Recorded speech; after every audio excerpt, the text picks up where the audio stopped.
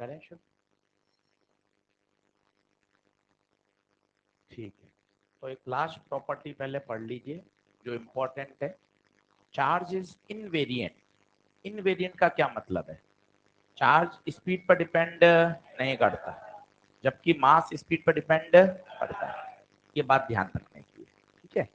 चलो, कल मैंने आपको एक फॉर्मूला सिखाया था जो कि इम्पोर्टेंट था, Q बराबर एन, जिसे कहते हैं क्वांटाइजेशन ऑफ चार्ज।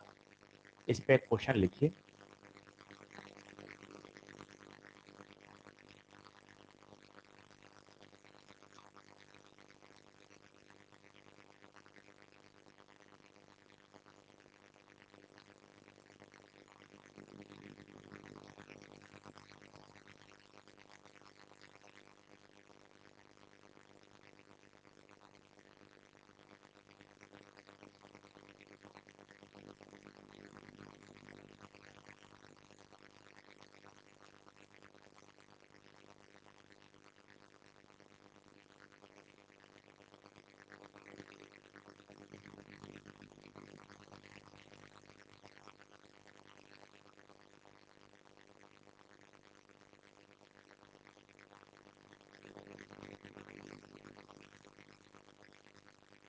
कहाँ से देखिए,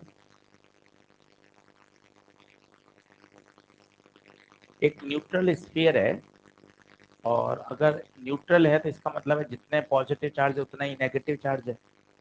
अब आपने इतने इलेक्ट्रॉन्स को निकाल दिया बाहर। अब आपसे पूछा गया है, बताइए 20% ऑफ इलेक्ट्रॉन रिमूव किए गए हैं। तो स्वाभाविक है, अगर इलेक्ट्रॉन को रिमूव करेंगे तो चार्ज कैसा आएगा? पॉजिटिव।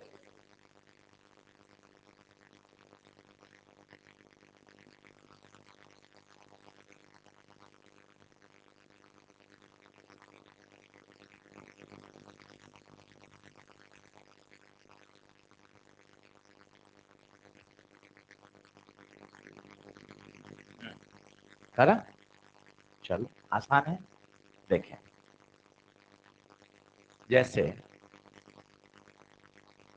सबसे पहले तो ये निकालो 5% होता कितना है। तो पहले मुझे नंबर ऑफ इलेक्ट्रॉन्स निकालने पड़ेंगे। तो नंबर ऑफ इलेक्ट्रॉन्स हैं जो ट्रांसफर हुए हैं या रिमूव किए गए हैं, कितने हैं? 20%। 20% मतलब बट्टा 100, किसके? 5 × 10⁻²0। क्या ये समझ में आता है? सारे इलेक्ट्रॉन नहीं निकाल दिए, केवल 20% निकाले हैं। 20% किसके? Total electron. क्योंकि अगर कोई बॉडी न्यूट्रल है, उसके अंदर पॉजिटिव चार्ज भी है और इलेक्ट्रॉन्स भी है, तभी तो बॉडी न्यूट्रल है। उसमें से केवल 20% निकाले हैं। तो पहले इसको सॉल्व कर लो। 20×5 = 100, 100 से 100 कटा, 10⁻20। लिखो, इतने इलेक्ट्रॉन निकाल दिए गए। इतने इलेक्ट्रॉन निकाल दिए। अब हर इलेक्ट्रॉन पे चार्ज आएगा, तो चार्ज कितना हो जाएगा? अब लगा दीजिए, Q बराबर एन। Q बराबर एन, बताइए। N 10⁻21, T 1.6 × 10⁻−19। तो कितना आ जाएगा? 1.6 × 10⁻।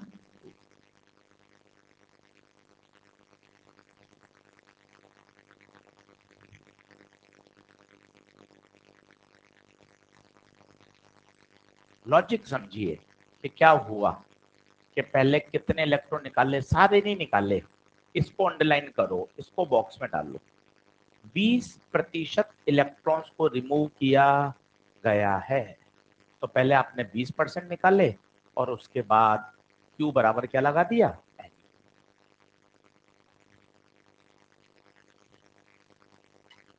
बोलिए, क्लियर है क्या? चलिए, अब इसमें थोड़ा सा मोल कॉन्सेप्ट डालते हैं और सवाल को थोड़ा सा कठिन बनाते हैं। क्या है सवाल, देखते हैं। ये SC वर्मा में दिया हुआ है। पूछेगा, calculate the calculate the total number of electrons and total negative charge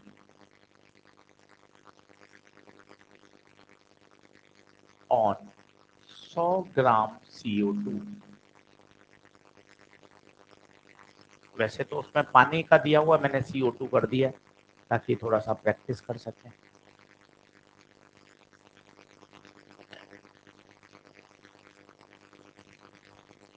अब इसमें केमिस्ट्री भी है, मोल कॉन्सेप्ट भी है, फिजिक्स भी है, इसलिए सवाल कठिन माना जाता है। तो लॉजिक से डेवलप करिए, कोई तेज नहीं भागना है, तसल्ली तसल्ली से पढ़ना भी। 8-10 दिन थोड़ा सा फ्लो में आएंगे, फिर आगे बढ़ेंगे। तो क्या किया जाए भैया, पहले 100 ग्राम में कितने एटम्स हैं पहले वो निकाले जाएं, फिर देखा जाए एक CO2 के एटम में कितने इलेक्ट्रॉन होते हैं। इस तरह से सोचा जाएगा। तो स्टेप नंबर 1 क्या है? स्टेप नंबर 1 क्या होगा? पहले मैं क्या चेक करूं, 100 ग्राम CO2 में कितने नंबर ऑफ एटम्स होंगे। पहले तो ये निकालना पड़ेगा। जैसे पानी है, ये 100 ml पानी है ग्लास में, ये तो 100 ml पानी है ना भाई। पहले निकालना पड़ेगा इसमें पानी के कितने एटम्स हैं, पानी के कितने एटम्स हैं। फिर देखना पड़ेगा एक एटम के पास कितने इलेक्ट्रॉन हैं। तो पहले मुझे निकालना पड़ेगा 100 ग्राम CO2 में कितने एटम होंगे। क्या ये बात समझ में आ रही है क्या? इसके लिए लगाना पड़ेगा अपन को क्या, IOC या फिजिकल। फिजिकल आजा, फिजिकल में याद करो मोल कॉन्सेप्ट। एक फॉर्मूला होता है मास अपॉन मोलर मास बराबर number of atoms upon Na। याद करिए, बहुत काम में आएगा, रेडियो एक्टिविटी में काम आएगा, और भी 2-3 चैप्टर में काम आएगा। मास बताइए कितना मास है? 100 ग्राम। मोलर मास बताइए CO2 का, CO2 का मोलर मास बताइए। बड़े बच्चे बनिए, 16 और 12, 16 दूना 32, 32 और 12 44। नंबर ऑफ एटम निकालने हैं बटे Na। तो बताइए नंबर ऑफ एटम्स कितने आ गए? नंबर ऑफ एटम 100 बटे 44 इंटू 3 क्यों?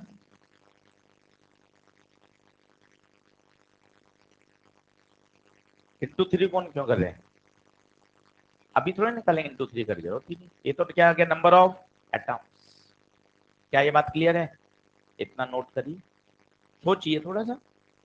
ये तो नंबर ऑफ एटम्स आए। अब एक CO2 के एटम में बताइए कितने इलेक्ट्रॉन्स, एक CO2 में। सोच के देखें, एक CO2 में कार्बन में 6 इलेक्ट्रॉन, ऑक्सीजन में 8, O2 16, 16 और 6 22 इलेक्ट्रॉन होते हैं एक एटम में। मेरे पास इतने एटम है, तो अब बताओ नंबर ऑफ इलेक्ट्रॉन्स, इसको किससे गुणा कर देंगे? 22 से। वो आंसर नहीं आएगा, वो तो आएंगे नंबर ऑफ इलेक्ट्रॉन्स। फिर पूछा है चार्ज, तो अब लगाएंगे Q बराबर Ne। इसलिए सवाल फेमस है। आराम से सोचिए, क्या ये मैं स्टेप समझ पा रहा हूं क्या? सबसे पहले मुझे CO2 में नंबर ऑफ एटम्स निकालने पड़ेंगे। नंबर ऑफ एटम्स आएंगे, थोड़ी देर शिफ्ट हो जाओ, आराम से देख लेगा। इधर आ जा, दिख रहा है सब? नंबर ऑफ एटम्स, ठीक है। अब अपन को क्या लिखना पड़ेगा, एक एटम में नंबर ऑफ एटम्स आ गए, तो नंबर ऑफ एटम्स आ गए मेरे पास 100 बटे 44 इंटू Na। अब लिखना पड़ेगा एक एटम CO2 में कितने इलेक्ट्रॉन। कितने इलेक्ट्रॉन बताइए। सी में होते हैं 6, ऑक्सीजन में 8, 8 दूना 16, 22 इलेक्ट्रॉन। तो ये नंबर ऑफ एटम है, ये एक एटम के हैं, तो टोटल नंबर ऑफ इलेक्ट्रॉन तो 22 into 100/44 into N, 22 into 100/44 N, 6.023 into 10⁻23। ये 2, ये 50, 50 इंटू 6 3। बताइए लॉजिकली, चलिए सवाल कठिन है, नीट में नहीं आया, एससी वर्मा में दे रखा है, अपने मॉड्यूल में आ जाएगा, इसलिए एक बार करना जरूरी है। टोटल नंबर ऑफ इलेक्ट्रॉन्स, ये आया टोटल नंबर ऑफ इलेक्ट्रॉन्स, और आपसे पूछेगा चार्ज बताओ, नेगेटिव चार्ज बताओ, तो Q बराबर Ne।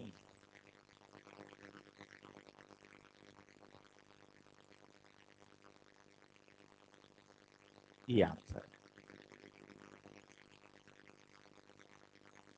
पहले तसल्ली से सवाल देखिए कि क्या पूछा है, बहुत तेज भागने की आवश्यकता नहीं होती है सब्जेक्ट में, आराम आराम से सोचें कि यार सबसे पहले मैंने नंबर ऑफ एटम्स निकाले, फिर मैंने ये देखा कि एक एटम में कितने इलेक्ट्रॉन्स होंगे, मल्टीप्लाई कर दिया, नंबर ऑफ इलेक्ट्रॉन्स आ गए, फिर Q बराबर क्या लगा दिया, एनी।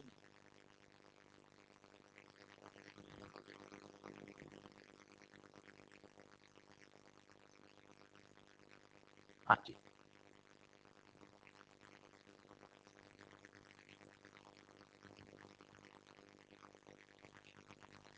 हाँ हाँ, वो नंबर ऑफ मॉलिक्यूल्स बोले, एक ही बात। CO2 तो मॉलिक्यूल है ना।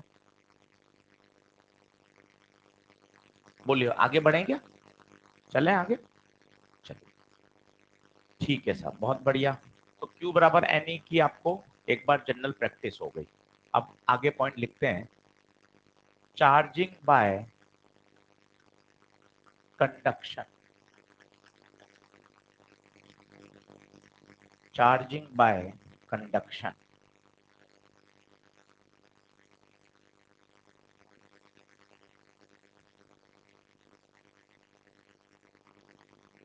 अब ये इंपॉर्टेंट है, इस पर क्वेश्चन पेपर में आता है, तो बहुत ध्यान से सुनिएगा, और पढ़ा हुआ है, एक जल्दी समझ में भी आता है। मेरे पास दो बॉडीज हैं जिस पर चार्ज है Q1, इसकी रेडियस है R1, इसकी रेडियस है R2, इस पे चार्ज है Q2।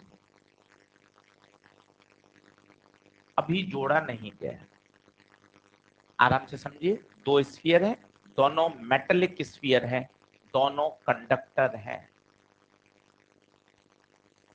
दोनों कंडक्टर है, पहली बात, दोनों चार्ज है। अब क्या होगा, पहले फिजिक्स की सोचो क्या होगा, जैसे ही मैं इनको ज्वाइन कर दूंगा या इनको आपस में टच कर दूंगा, आइदर ज्वाइन और कनेक्टेड बाय द वायर, तो क्या होगा, पहले तुक्का मारो, चार्ज फ्लो होगा। पहला शब्द कहां से कहां, क्या बड़े से छोटे में, नहीं, ये फिजिक्स नहीं है कि छोटे से बड़े में या बड़े से छोटे में, कहां से कहां, high potential to low potential, तब तक जब तक दोनों का पोटेंशियल बराबर ना हो जाए, तब तक चार्ज फ्लो होता रहेगा, जब तक दोनों स्फीयर का पोटेंशियल बराबर ना हो जाए। कुछ चार्ज स्फीयर 1 से स्फीयर 2 में चला गया, तो आपने इन दोनों को क्या कर दिया, कनेक्ट। कुछ लोग बोलते हैं हमने इसको आपस में टच कर दिया, एक ही बात है, टच करते ही क्या होगा, फ्लो ऑफ चार्ज होगा, और बाद में नए चार्ज, मान ली आपने, इस पे आ गया Q1 और इस पे आ गया Q2, ये कब के चार्ज हैं, बाद के, टच करने के बाद। अब आपसे पूछा गया 3 बार नीट में कि ये चार्जेस बताइए, वैसे तो इसका सीधा आंसर याद करने का है, Q1 बाय Q2 बराबर R1 बाय, वैसे तो ये रिजल्ट ही काम का है, रिजल्ट ही काम का है, पर समय है थोड़ा लॉजिक डेवलप करेंगे तो मजा भी आएगा, और हम पढ़े हुए हैं तो हम समझ भी सकते हैं। तो डायग्राम बना लीजिए जल्दी से और छोटी छोटी बातों को समझिए, लैंग्वेज को पकड़िए कि हाँ 2 स्फीयर थे,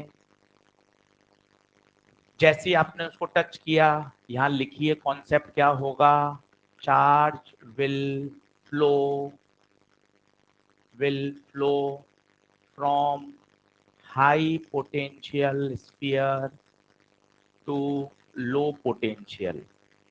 कब तक? जब तक दोनों का पोटेंशियल बराबर ना हो जाए।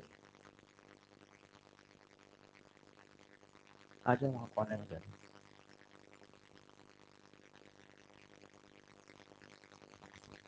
अब चार्ज का मतलब यहाँ पॉजिटिव चार्ज होता है, तो हमेशा याद रखिएगा पॉजिटिव चार्ज हमेशा हाई पोटेंशियल से लो पोटेंशियल जाता है, नेगेटिव उल्टा जाएगा। Q1 Q2, बड़े Q1 Q2 में अंतर समझें। Q1 Q2 पुराने चार्ज हैं, कनेक्ट करने से पहले हर बात लिख लो ताकि दिक्कत नहीं आए। कनेक्ट करने से पहले, ये है कनेक्ट करने के बाद। कुछ लोग कनेक्ट करते हैं, कुछ लोग टच करते हैं, एक ही बात है। चार्ज को तो फ्लो होने के लिए रास्ता चाहिए, टच कर देंगे तो चार्ज ट्रांसफर हो जाएगा। कॉन्सेप्ट क्या है? From high potential to low potential. कब तक? जब तक दोनों का पोटेंशियल सेम ना हो जाए। सारे फंडे लिख लो। ये रिजल्ट है, ये रिजल्ट है जो याद होना चाहिए। कैसे आया अभी 5 मिनट में देख लेंगे, फिजिक्स समझ में आती है उससे, और इस पे 2-3 प्रश्न करके देख लेंगे। ये रिजल्ट है जो आपको याद होना चाहिए। Q1/Q2 बराबर R1/R2। नेक्स्ट करूं क्या स्लाइड? जल्दी आओ फटाफट, थोड़ा तेज लिखो, बड़े बच्चे हैं अपन, और एकदम धीरे धीरे लिखेंगे तो काम नहीं चलेगा।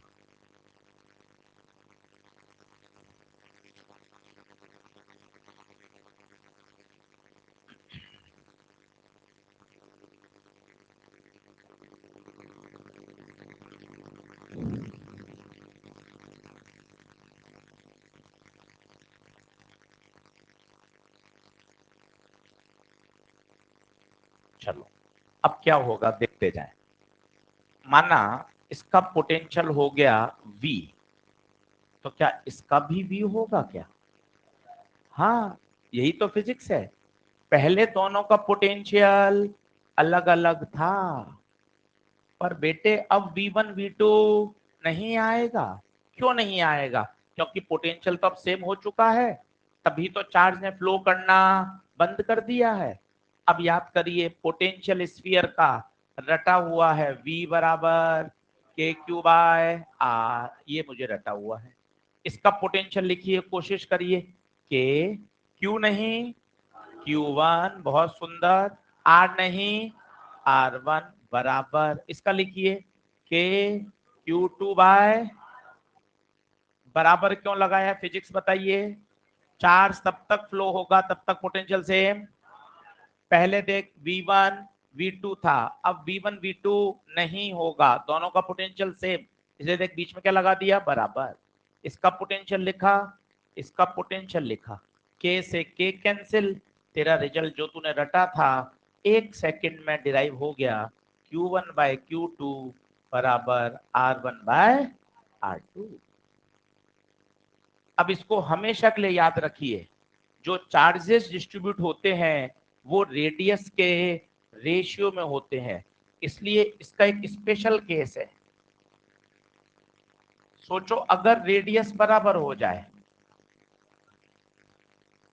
तो चार्जेस आधे आधे होते हैं। अगर आइडेंटिकल स्फीयर है, काफी सवाल आइडेंटिकल स्फीयर के आते हैं, तो उसमें पता है क्या होता है, आपको कोई फॉर्मूला लगाने की जरूरत ही नहीं। ये Q1, ये Q2, दोनों की रेडियस सेम, दोनों को आपने टच किया, चार्ज आधा आधा बराबर बराबर डिस्ट्रीब्यूट हो जाएगा। क्यों? क्योंकि दोनों की रेडियस सेम है, 1:1। टोटल चार्ज बताइए कितना? Q1 + Q2, आधा आधा। Q1 plus Q2 bye 2, Q1 plus Q2 bye 2, पर केवल तभी जब स्फीयर कैसे होंगे, आइडेंटिकल। सर अलग अलग रेडियस के हो गए, अभी उसके 2 सवाल कराऊंगा, पर मोस्टली सवाल आपको आइडेंटिकल स्फीयर के मिलेंगे। तो आइडेंटिकल में तो सोचना ही नहीं, टोटल चार्ज जोड़ा Q1 प्लस Q2, 2 बराबर भागों में डिस्ट्रीब्यूट कर दिया, आधा आधा, सीधा खत्म। कोई आपको फॉर्मूला लगाने की जरूरत नहीं है। सर क्यों आधा आधा क्यों हो गया? क्योंकि सीधा सीधा फंडा है, बराबर बराबर डिस्ट्रीब्यूट होंगे रेडियस से। बोली हाँ है क्या? बराबर आइए। फिर कभी कभार पूछता है नए चार्ज बताओ, Q1 Q2 की वैल्यू बताओ, वो भी आपको निकालनी आनी चाहिए, वो भी आपको सिखाता हूँ। बराबर आइए, थोड़ा तेज लिखिए।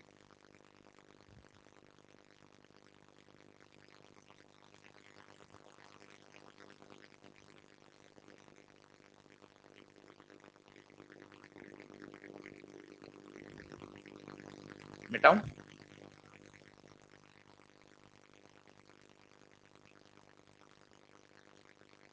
तो ये स्पेशल केस है, कोने में स्टार लगा लीजिएगा। आधा आधा तभी डिस्ट्रीब्यूट करेंगे जब आइडेंटिकल स्फीयर होंगे, आइडेंटिकल स्फीयर होने चाहिए। अब आपसे पूछता नए चार्ज बताओ, तो जरा सोचना मैं क्या कॉन्सेप्ट लिख रहा हूं, आपको अच्छा लगेगा। Q1 प्लस Q2 बराबर, क्या Q1 प्लस Q2 होगा? थोड़ा दिमाग लगाओ, चार्ज तो कंजर्व ही रहेगा ना भाई। हाँ वो इधर से उधर गया है, पर टोटल चार्ज पहले कितना था? छोटा Q1 प्लस छोटा Q2। टोटल चार्ज बाद में कितना था? Q1 plus Q2। चार्ज तो टोटल कंजर्व ही रहा है ना, वो एक बॉडी से दूसरी बॉडी में गया है, बिल्कुल गया है, हाई पोटेंशियल से लो पोटेंशियल गया है, पर टोटल चार्ज तो कंजर्व है। अब मुझे Q1 चाहिए, तो मैंने अभी डिराइव किया Q1 बाय Q2 बराबर R1 बाय R2, यहां से Q2 की वैल्यू निकाल लूं, Q1 R2 अपॉन R1, यहाँ Q2 पुट कर दीजिए, साथ साथ करते जाइए मैथ से। Q1 plus Q2, Q1 Q2 की रख दीजिए, Q1 R2 upon R, Q1 plus Q2, Q1 common ले लिया, 1 plus R2 bye R1, Q1 plus Q2, Q1 R1, R1 plus R2, मुझे Q1 चाहिए था, वो आ गया R1 upon R1 plus R2 into total charge. Derivation किया है ताकि थोड़ी थोड़ी मैथ सीखें, कभी डायरेक्ट रिजल्ट लिख लेना चाहिए, कभी डेरिवेशन कर लेने चाहिए, ऐसा मिक्स मैच चलना चाहिए। बिल्कुल रट्टाबाजी में फिजिक्स में आवश्यकता नहीं होती। आप सोचो मैं सीधे सीधे फॉर्मूले रट लूं, काम चलेगा नहीं उससे। कभी डेरिवेशन कर लिए, कभी सीधा कॉन्सेप्ट समझ लिया, कभी फॉर्मूले को याद कर लिया, ऐसा फिजिक्स पढ़ने का एटमॉस्फेयर बनाना चाहिए। मैं समझ ली, हाँ दोनों चार्ज बराबर कर दिए, टोटल चार्ज बराबर कर दिया, वैल्यू पुट कर दी, नए चार्ज आ गए। अब छोटा Q1 Q2 और बड़े Q1 Q2 में अंतर समझो, वो समझो पहले। छोटा Q1 Q2 कौन है बताइए? पहले के चार्ज। बड़ा Q1 Q2 कौन है? बाद के चार्ज। समझ लें अच्छे से। अब इस पे 2 सवाल करते हैं ताकि आपको आइडिया लगे किस तरह के सवाल पेपर में देखने को मिलते हैं। कॉपी कहाँ रहे थे फिजिक्स की? ये तो पिछले साल की है, ये काम नहीं आएगी। हाँ, इससे तेरा मोह बना रहेगा तो कुछ नहीं होगा। नई कॉपी बना और उसी में काम कर, सही, तभी मजा आएगा। अपन क्या करते हैं, पुरानी कॉपी में हाँ सर जो नई बात है वो लिख देंगे, भैया उससे मजा नहीं है, पूरा पूरा लिखो, नई कॉपी बनाओ। पुराना सोचते रहोगे आगे नहीं बढ़ पाओगे। क्लास पूरी अटेंड करो, छोटे छोटे पॉइंट्स याद रखो बस। बहुत बड़ा रॉकेट साइंस थोड़ी ना नीट निकालना है यार, छोटे छोटे पॉइंट याद रखने हैं।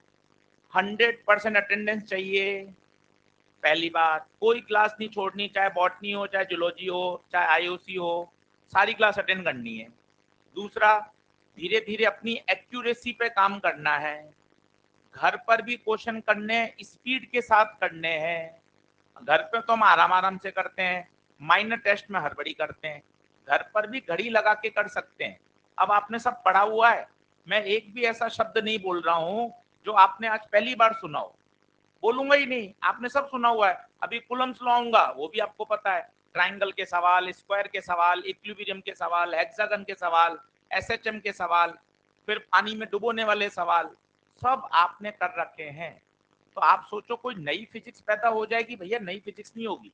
हाँ, हम उसको सिस्टमेटिक कर सकते हैं, आपके एफर्ट्स को मिनिमम कर सकते हैं कि आपके एक सोचने की एक डायरेक्शन आ जाए, जिससे आपको सवाल देखते ही पता चल जाए उसमें क्या लगाना चाहिए। यही हमारा काम है, आपके एफर्ट्स को कम करना, ताकि आपको ज्यादा परेशानी ना आना पड़े। आप डायरेक्ट ज्यादा से ज्यादा क्या कर सको, क्वेश्चन लगा सको। बाकी फिजिक्स वही रहेगी, अगले 10 दिन का आपको कंटेंट पता है क्या क्या आने वाला है। तो हमें क्या करना है, एक्यूरेसी पे काम करना है कि घर पे प्रश्न लगाएं, टाइम मैनेजमेंट के साथ, और एक्यूरेसी बढ़ाते जाएं। 4-5 पॉइंट पे बात कर लोगे, धीरे धीरे काम होता जाएगा। चलो, अब फाइनल क्या ध्यान रखें वो देखिए। 2024 के लिए क्या रहना चाहिए सीधा, वो देखिए। अब रिजल्ट लिखा रहा हूं सीधा, ध्यान से देखिए। ये Q1, ये Q2, ये R1 और ये R2। ये बताइए पहले के चार्ज या बाद के? पहले के। Before connection, before touching. बोलो क्या क्लियर हो रहा है? अब आपने टच किया, लो साहब, टच करके वापस रख दिया, ओके। नया चार्ज बड़ा Q1, नया चार्ज बड़ा Q2। अब Q1 का सीधा फॉर्मूला याद करो, R1 upon R1 plus R2 into Q1 plus Q2। Q2 का सीधा बोल दो डायरेक्ट, सीधा Q1 में R1 आ रहा था तो Q2 में R2 into Q1 plus Q2। और चार्ज का रेशियो किस रेशियो में डिवाइड होता है? These are the final result जो आपको याद होने चाहिए। अभी 2021 में एक सवाल आ गया कि जो सिग्मा होता है वो रेडियस के इनवर्सली प्रोपोर्शनल होता है। यार ये क्या नाटक है, इसको भी समझते हैं 5 मिनट में। नोट करना चालू करिए। अब डिराइव कर लिया, समझ लिया। अब ये एक रिजल्ट की तरह परीक्षा के लिए याद करना आपकी जिम्मेदारी है। समझा दिया आपको हमने, डिराइव करके बता दिया। अब एग्जाम में समय थोड़ी ना है, एग्जाम में तो सीधा रिजल्ट याद होना चाहिए। और बहुत सिस्टम से याद करिए। छोटा Q1 Q2 पुराने चार्ज हैं, दोनों को टच किया, टच करने से पूरी फिजिक्स बोलिए। जितना फिजिक्स का इन्वॉल्वमेंट बढ़ाएंगे उतना याद करना सरल हो जाएगा। टच करेंगे, टच करने से चार्ज फ्लो करेगा, high potential to low potential. कब तक करेगा? जब तक दोनों का पोटेंशियल सेम ना हो जाए। इस तरह से बोल बोल के करोगे, मन खुश होगा, चीजें आपको एंजॉय करते हुए आप याद करोगे। और लिख लो Q1 Q2 नए चार्ज है। दिक्कत क्या है, अपने नोट्स हैं, ऐसे बनाओ, कोई कंफ्यूजन नहीं।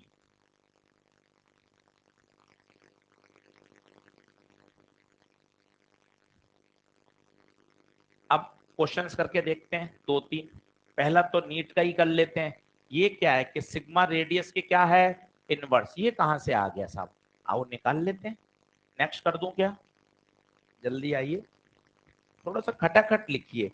जब हम लिख रहे होते हैं कोशिश करिए आप भी लिखें। 4-5 दिन एफर्ट लगाएंगे तो साथ साथ लिखना शुरू कर देंगे।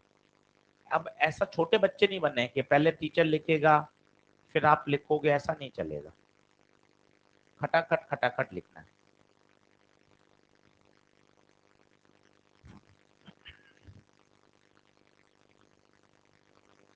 करूं?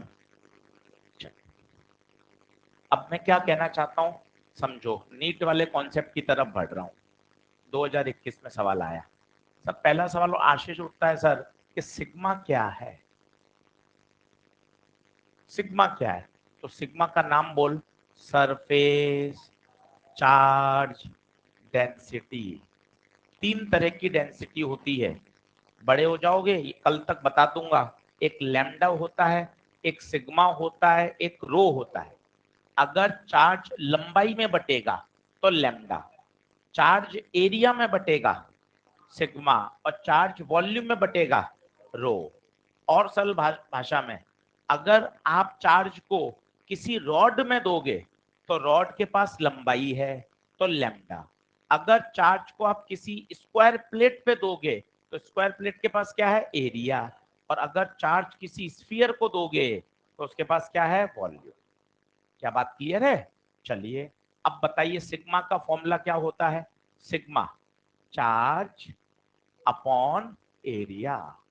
चार्ज बताइए क्यू, एरिया स्फीयर है 4πr²। बोलो क्लियर है? अब ध्यान से देखना बोर्ड पर, पहले का सिग्मा 1 कोशिश करो, क्यू नहीं Q1, आर नहीं R1। दूसरे का बताओ सिग्मा 2, क्यू नहीं Q2, R1 नहीं R2। रेशियो ले लो, बताओ 4 पाई से 4 पाई, जल्दी से बताओ। Sigma 1 by sigma 2, Q1 bye Q2, ये ऊपर जाएगा। R2² बाय, ये हमने अभी रटा था, Q1 bye Q2, Q1 bye Q2, एकदम मुख जबानी याद होना चाहिए। Q1 bye Q2, R1 bye R2, इसकी जगह R1 बाय R2, ये R2 का स्क्वायर अपॉन R1 का स्क्वायर। R2 ने R2 को मारा, R1 ने R1, तो आ गया R2 bye R।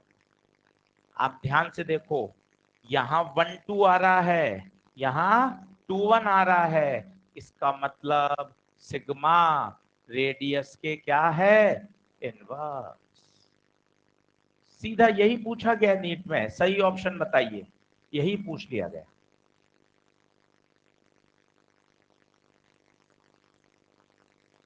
Note down कर ली। तो सिग्मा की फील लीजिए।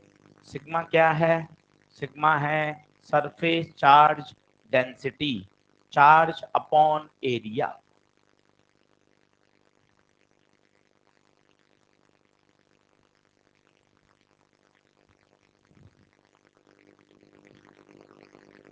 क्लियर है? अब दो प्रश्न करके देखिए इसको कैसे यूज कर सकते हैं।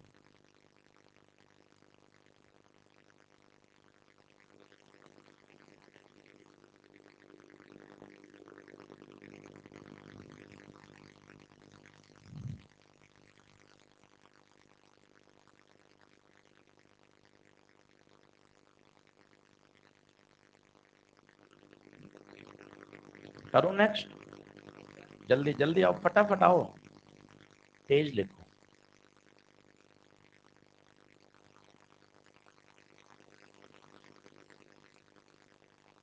मॉड्यूल के पन्ने पलटना शुरू कर सकते हैं, कहने की जरूरत नहीं होनी चाहिए। इलेक्ट्रो वाला मॉड्यूल खोला, पहले के 2 3 पन्ने पढ़ने चालू करो, अंदर की थ्योरी भी पढ़ो, सीधे क्वेश्चन मत किया करो।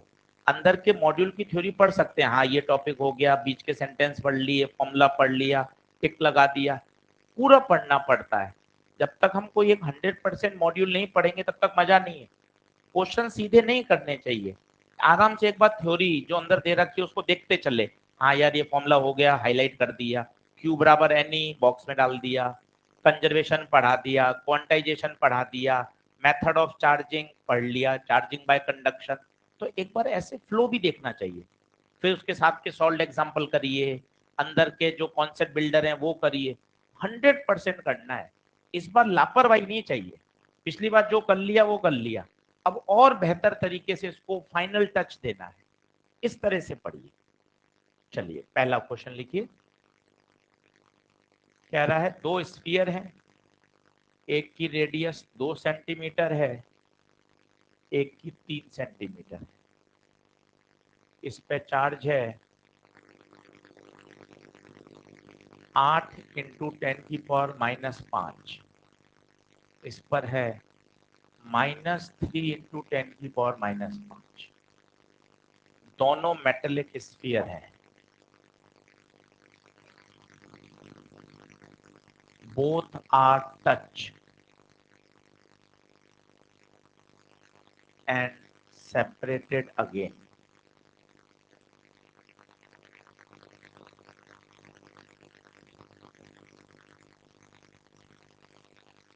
Find new charge on each sphere.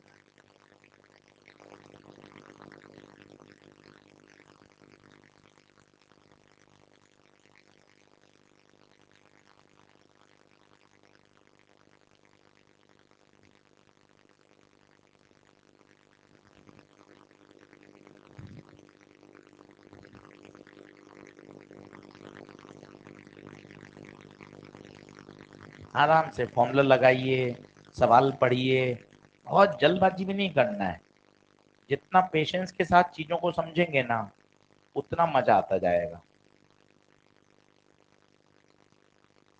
पहले मुझे ये समझ में आना चाहिए, इसमें चार्जिंग बाय कंडक्शन है, इसका दूसरा नाम है टॉपिक का रीडिस्ट्रीब्यूशन ऑफ चार्ज। कभी कभार इस नाम से भी दिया जाता है, तो कोने में ये भी लिख लीजिए। चार्ज का क्या हो रहा है? रीडिस्ट्रीब्यूशन। रीडिस्ट्रीब्यूशन। अब सीधा आपको फॉर्मूला याद है, आप राजा है।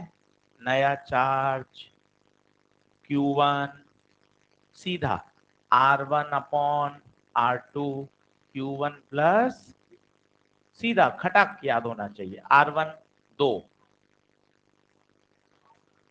R1 plus R2 2 upon 2 plus 3, centimetre ऊपर नीचे कट जाएगा। Q1 पहला चार्ज 8, दूसरा चार्ज माइनस आएगा, चार्ज माइनस है तो माइनस ही आएगा।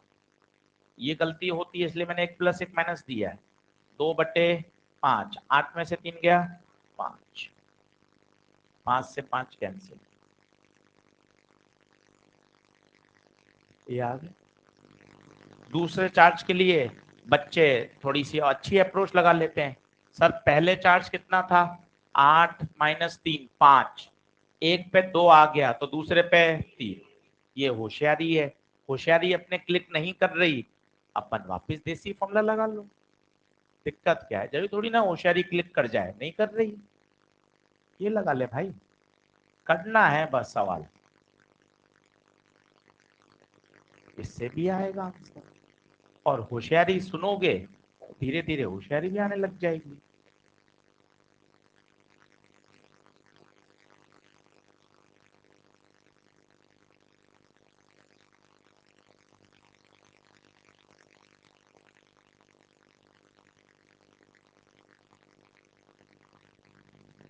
बोलो क्लियर है क्या?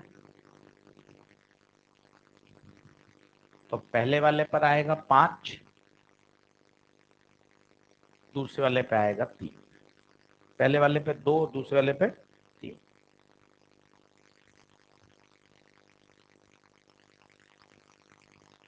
बढ़ो आगे। थोड़ा सवाल को कठिन करता हूँ, थोड़ा दिमाग वाला सवाल करते हैं। ये बिल्कुल बेसिक फंडामेंटल सवाल है, जो सीधा सीधा हमें फॉर्मूला याद होना चाहिए था।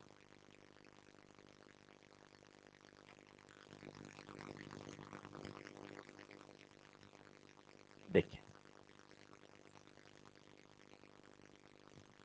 Question number 2,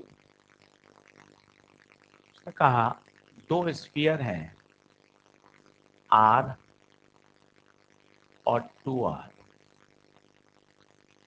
surface charge density दे दी इस बार। सरफेस चार्ज डेंसिटी इस पे दे दिया 2 सिग्मा, इस पे दे दिया 3 सिग्मा। चार्ज नहीं दिया, क्या दिया है? चार्ज डेंसिटी दी है। दोनों मेटेलिक स्फीयर है, दोनों को टच किया गया। आपसे पूछा गया है नए चार्जेस बताइए।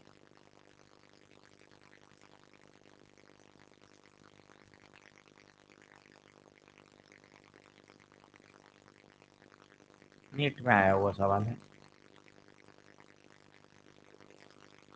इस सवाल में क्या खासियत है? हमें क्यों नहीं दे रखा, हमें क्यों नहीं दे रखा, हमें क्या दे रखा है, सिग्मा। तो पहले आपको क्या करना पड़ेगा, क्यू निकालना पड़ेगा, क्यू निकालना पड़ेगा पहले स्फीयर का और दूसरे स्फीयर का।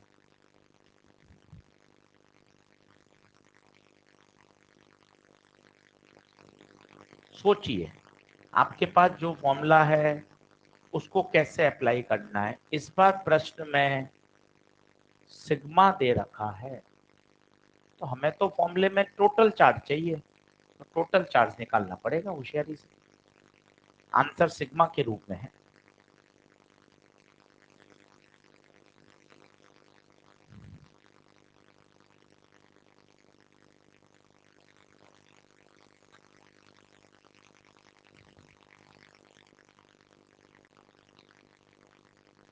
कितना,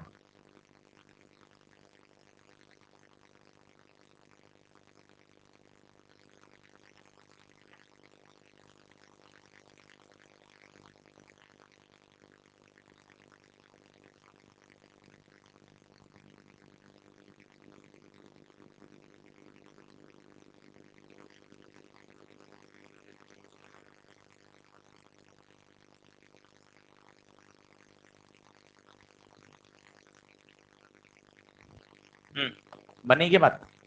चलो क्या कर रहे हैं सर भाई, पहले क्या अप्रोच है पहले वो देख, रट्टा रट्टा राजी पे मत चल। सब मुझे क्या याद है उस पे समझो, मुझे क्या याद है, मुझे नए चार्ज याद हैं। नए चार्ज क्या होते हैं याद करिए, R1 upon R1 plus R2 into Q1 plus Q2। इसका दूसरा नाम बोल दो टोटल चार्ज।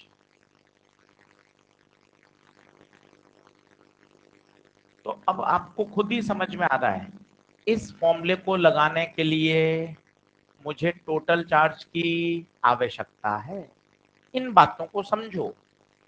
यहां चार्जेस दे रखे थे, यहां चार्जेस नहीं है, क्या दे रखा है, सिग्मा। तो अब आपको होशियारी से क्या सोचना पड़ेगा, सिग्मा। अरे यार सर ने सिखाया था सिग्मा चार्ज बटे एरिया, इसका सिग्मा 3 सिग्मा चार्ज बटे एरिया, एरिया स्फीयर का एरिया 4 पाई r स्क्वायर, r नहीं 2r का स्क्वायर। तो इस पे चार्ज 2 का स्क्वायर 4, 4 और 4 16, 16 3 48, 48 सिग्मा पाई आर स्क्वायर।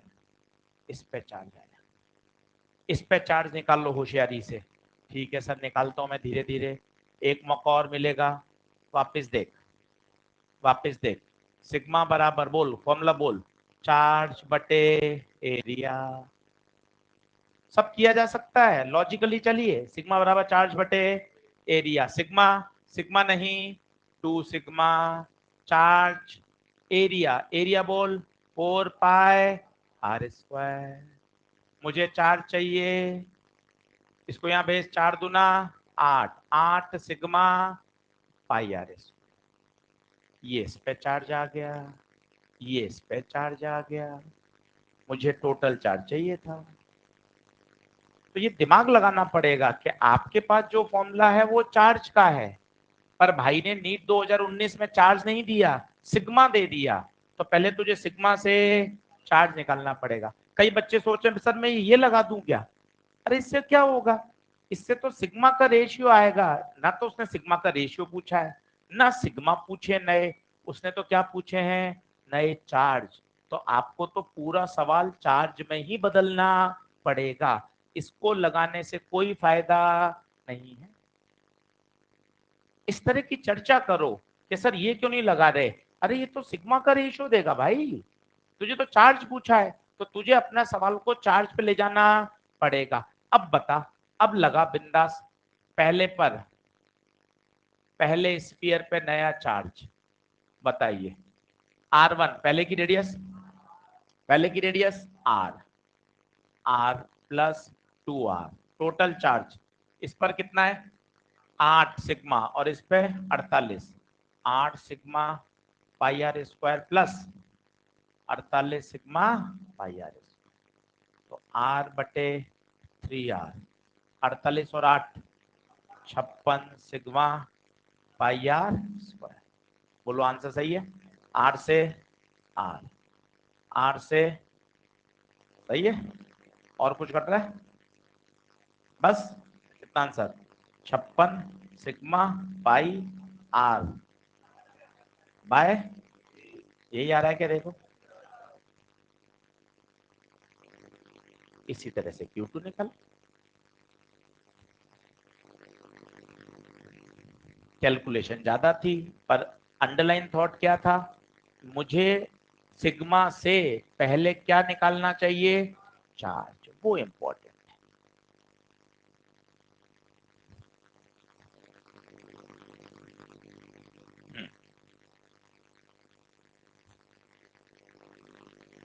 हाँ पे तो रेशियो आएगा ना, वैल्यू कहाँ आई?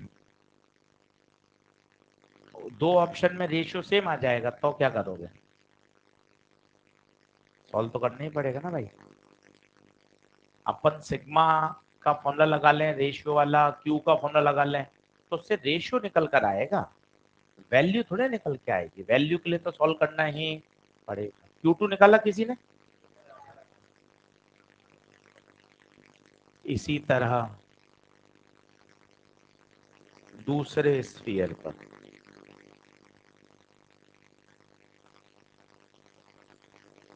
ऊपर हो जाएगा 2r, नीचे हो जाएगा 3r, तो इसको दुगना कर दो बस, 56 दुना 112, डबल ही हो जाएगा।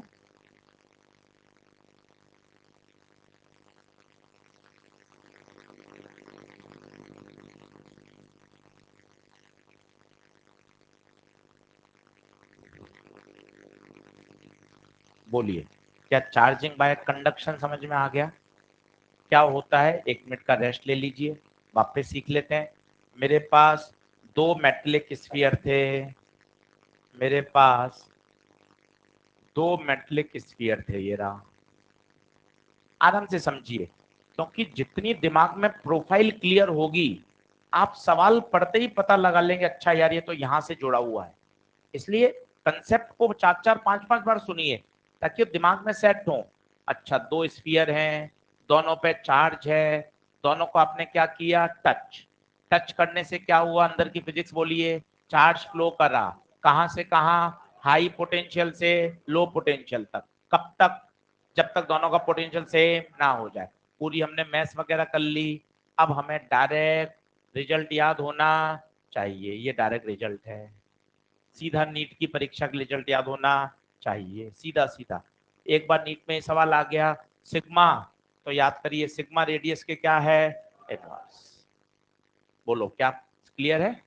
आगे बढ़े, लिखें, कहीं डालिए। चार्जिंग बाय इंडक्शन,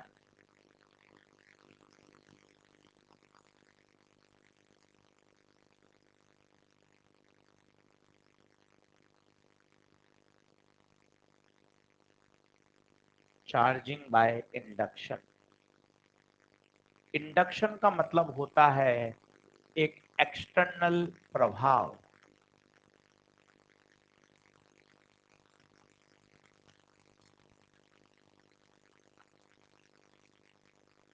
एक एक्सटर्नल प्रभाव क्या होता है? बहुत आराम से समझिए, बढ़िया समझ में आएगा। मेरे पास एक मेटेलिक स्फीयर है, दूसरे शब्दों में बोलूं तो ये क्या है? कंडक्टर। कंडक्टर, और अच्छे शब्द में बोलूं, इसके पास क्या है? Free electron. इतना चमकना चाहिए, तब तो फिजिक्स पढ़ने का आनंद आएगा, नहीं तो फिर इसको आप बायो बना दोगे रटने वाला। मेटल बोला, मेटल आते ही अंदर कंडक्टर की फील आनी चाहिए। कंडक्टर बोलते ही, यार 9th क्लास से पढ़ रहे हैं, सोचो 9th पढ़े हो कितने, 6-7 साल हो गए, 7वां साल चल रहा है 9th पास हुए, सोचो आप। तो याद होना चाहिए, कंडक्टर बोले तो जिसके पास क्या है? फ्री इलेक्ट्रॉन्स हैं। क्या ये बात क्लियर है क्या? अब ये अभी न्यूट्रल है, मैंने यहां पर एक प्लस चार्ज रखा, क्या होगा? टच नहीं किया, पहला इंपॉर्टेंट, टच नहीं हुआ। दूसरा वायर से नहीं जोड़ा, उसमें तो क्या हो रहा था, चार्ज का फ्लो हो रहा था। यहाँ फ्लो कैसे होगा, फ्लो के लिए तो कोई रास्ता ही नहीं है। चार्जिंग बाय इंडक्शन क्या होगा जरा सोचिए, ये प्लस क्या करेगा, इसके अंदर जितने भी फ्री इलेक्ट्रॉन्स हैं उनको अपनी तरफ खींच लेगा। ये देखिए ये माइनस, और यहां अगर इलेक्ट्रॉन आ गए तो यहां डेफिशिएंसी हो गई, ये क्या हो गया, प्लस। बोली हाँ है क्या, मजे की बात है, चार्जिंग नहीं हुई है, केवल चार्ज सेपरेट हुआ है भाई। अभी इस पे कोई आपसे टोटल चार्ज पूछ ले, आईआईटी में पूछा गया था 2008 में, एक मेटलिक स्फीयर और यहाँ पॉइंट चार्ज रख दिया, बढ़िया इंडक्शन हो गया है, पर टोटल चार्ज तो अभी भी मेटलिक स्फीयर पर 0 है। क्यों, यहां 12 इलेक्ट्रॉन आ गए, यहां 12 की कमी हो गई, पर अभी भी मेटलिक स्फीयर कैसा है बेटे, न्यूट्रल। सिर्फ चार्जेस का क्या हुआ है, सेपरेशन, बॉडी चार्ज नहीं हुई है। जैसे मैंने आपको बोल दिया गर्ल्स इधर आ जाएं, बॉयज इधर आ जाएं, सिर्फ गर्ल्स और बॉयज सेपरेट हुए हैं, उन रीडिस्ट्रीब्यूट हुए हैं, ना तो क्लास से कोई बाहर गया ना कोई अंदर आया, केवल हमने उनकी पोजीशंस को क्या कर दिया, बदल दिया। टोटल बच्चा अभी भी क्लास में उतना ही है, टोटल चार्ज अभी भी 0 है, टोटल चार्ज 0 है, बॉडी अभी भी न्यूट्रल है। क्या ये बात समझ में आती है क्या, कभी कभार एक बार ये आ गया, अगर इस स्फीयर को ऐसा आधा काट दिया जाए, अब बताइए इस पे चार्ज, अब बोल सकते हैं इधर वाले पे चार्ज नेगेटिव, उधर वाले पे चार्ज, ये एक बार पूछा गया था इमेजिनरी कि अगर मैं इसको बीच में से काट दूं तो यहां जो हेमिस्फीयर बचेगा उस पे चार्ज नेगेटिव, इधर जो हेमिस्फीयर बचेगा उस पे चार्ज पॉजिटिव। क्या ये बात क्लियर है, तो इंडक्शन में बॉडी देखिए न्यूट्रल है, टोटल चार्ज अभी भी 0 है, केवल चार्जेस क्या हुए हैं, सेपरेट, बॉडी अभी भी न्यूट्रल है। पहला कॉन्सेप्ट तो ये लिख लीजिए।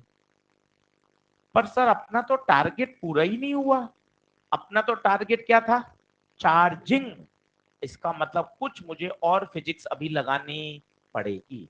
देखते हैं क्या फिजिक्स लगाएंगे, डायग्राम बना लीजिए, यहां से आपके 2-3 थ्योरेटिकल सवाल सॉल्व हो जाएंगे कि इंडक्शन में जो हुआ है केवल चार्ज सेपरेट हुए हैं, मेटलिक स्फीयर अभी भी न्यूट्रल है, जितना उस पर पहले चार्ज था उतना ही अभी भी चार्ज है, किसी भी तरह का चार्ज नेट चार्ज डेवलप नहीं हुआ है, केवल और केवल चार्जेस क्या हुए हैं, सेपरेट।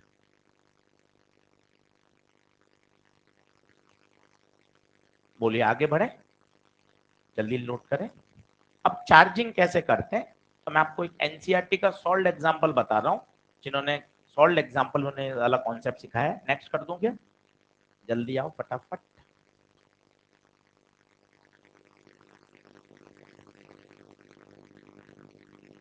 देखिए अब करना क्या है, बहुत आसान है, एक बार समझ लीजिए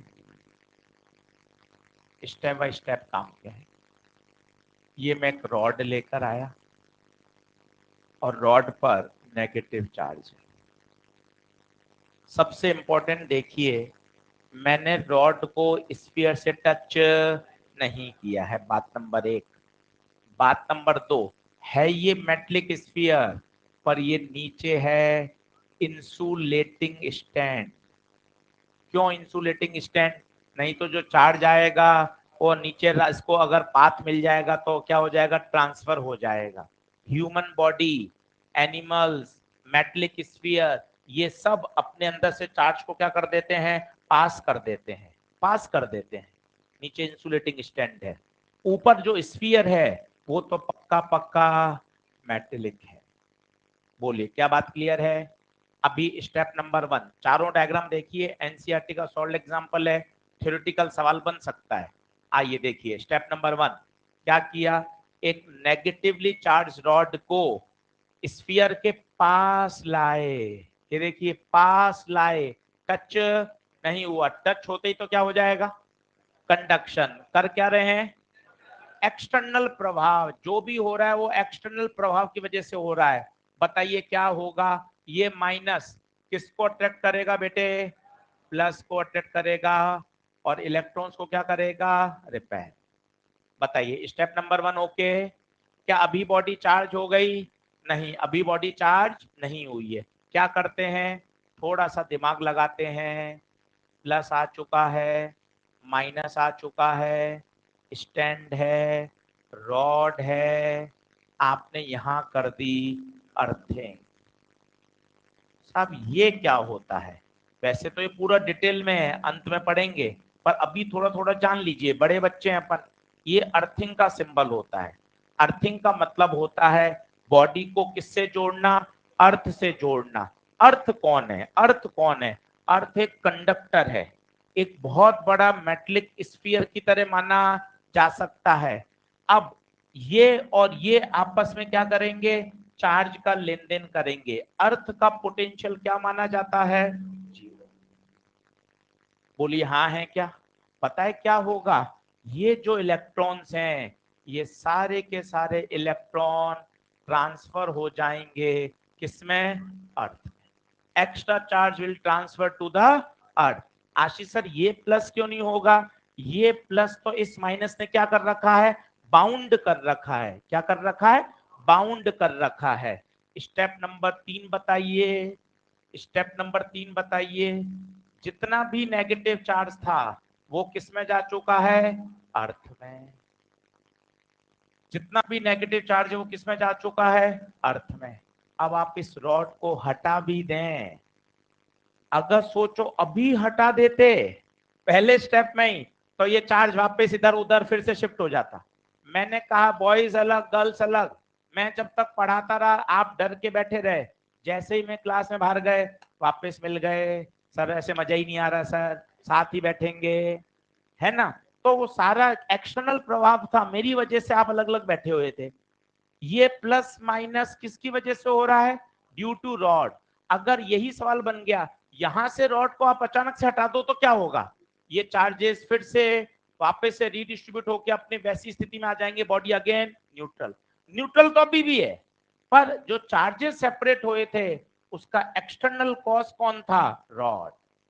क्या बात क्लियर हुई। अब इस रॉड को हटा भी दोगे ना तो अभी बॉडी चार्ज हो जाएगी, सोचो कैसे, क्योंकि बॉडी पे अब कोई नेगेटिव चार्ज है ही नहीं।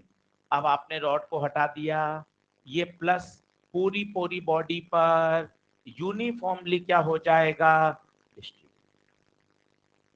ये एनसीईआरटी का एक सॉल्व एग्जांपल है, उसने इन स्टेप्स को समझाया है, इसलिए हमें पढ़ना जरूरी है।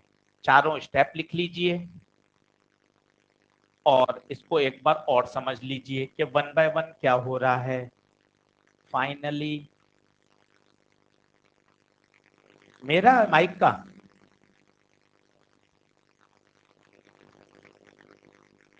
तेज चलने दे यार,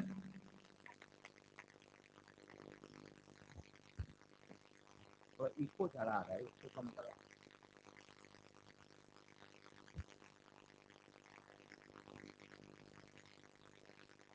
अरे बुलाना उसको पूरण को, थोड़ा वो बांस ज्यादा है, गूंज रही है आवाज, आवाज तो तेज तो ठीक है पर गूंज रही है।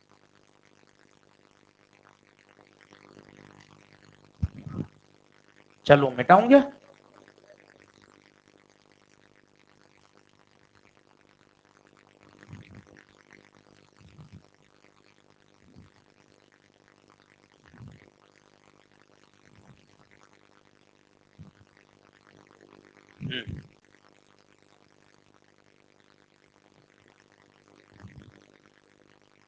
किसको हटा देंगे पहले, अर्थ को हटा देंगे। पहले से कौन से स्टेप में आ रहा है बता, स्टेप नंबर 4 में आ रहा है, ठीक, थर्ड में आ रहा है। हाँ ना ना, अर्थ तो सिर्फ क्या कर रही थी, पोटेंशियल को जीरो कर रही थी। अर्थ का कोई फिजिक्स नहीं है, अर्थ को पोटेंशियल जीरो करना था। पता है इस पर पोटेंशियल अभी क्या था, इन सबके कारण तो जीरो था। किस नेगेटिव के कारण यहाँ नेगेटिव क्या आ रहा था, पोटेंशियल आ रहा था, तो नेगेटिव पोटेंशियल आ रहा था, इसका मतलब है मुझे पॉजिटिव पोटेंशियल चाहिए तभी तो नेट जीरो होगा। तो इलेक्ट्रॉन्स क्या हो गए, चले गए। इलेक्ट्रॉन्स क्यों चले गए, ताकि अब इस पूरे का पोटेंशियल कितना हो जाए, जीरो। जीरो हो रहा है, देख कैसे हो रहा है, समझ, इसके कारण तो कितना है, जीरो, पर इसका प्रभाव तो है ना यहाँ पर, v बराबर के क्यू बाय आर सोचेंगे तो नेगेटिव प्रभाव है। तो अर्थ से इलेक्ट्रॉन का लेन देन इस तरह से होगा ताकि वापस पोटेंशियल कितना हो जाए, जीरो। आपने क्या किया है, दो स्फीयर को कनेक्ट ही तो किया है।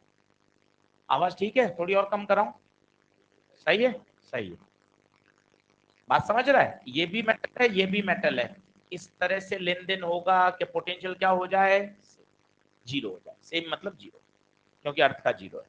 हाँ, किसमें, थर्ड स्टेप में, थर्ड से जब फोर्थ में आ रहे हैं तो रॉड भी हटा रहे हैं और ये भी हटा रहे हैं। अब अगर ये हटा देंगे, रॉड हटा देंगे, तो सारा चार्ज तो सीधा सीधा किसमें भाग जाएगा, अर्थ में भाग जाएगा ना भाई, दोनों एक साथ हटेंगे।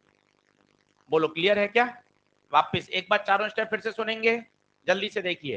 पहला स्टेप बताइए, रॉड के नेगेटिव चार्ज ने क्या किया, यहां प्लस और यहां क्या बॉडी चार्ज हो गई क्या, बॉडी अभी भी न्यूट्रल है, केवल चार्जेस, बात नंबर एक। बात नंबर दो, फिर क्या किया गया, अर्थिंग। अर्थिंग में क्या हुआ, ये जो एक्सेस नेगेटिव चार्ज था वो कहां चला गया, अर्थ में।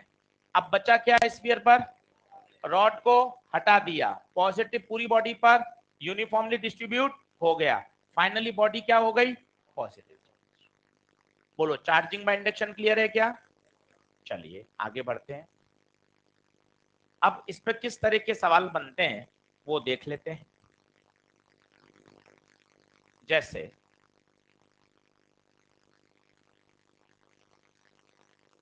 इस पर प्लेट वाले सवाल पूछे जाते हैं।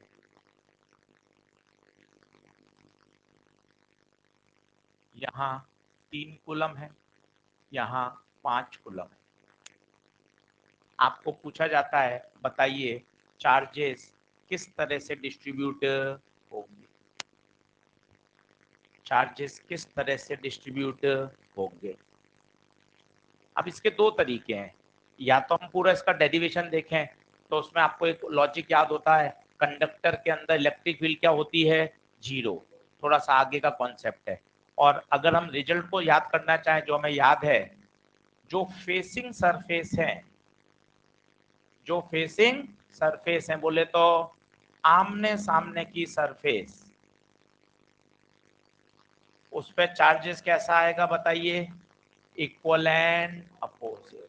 इसको गॉस थ्योरम में भी मैं आपको डिराइव करके दिखाऊंगा, अभी तो इसलिए कर रहा हूं कि इक्का दुक्का सवाल आपको मिलेंगे तो आप कर सकते हो, पहला कॉन्सेप्ट। दूसरा, जो आउटसाइड चार्ज आएगा वो क्या आता है, total charge divided by outside. और यहां लिख लो, इसको फर्दर गॉस थ्योरम में भी डिराइव करके दिखाया जाएगा।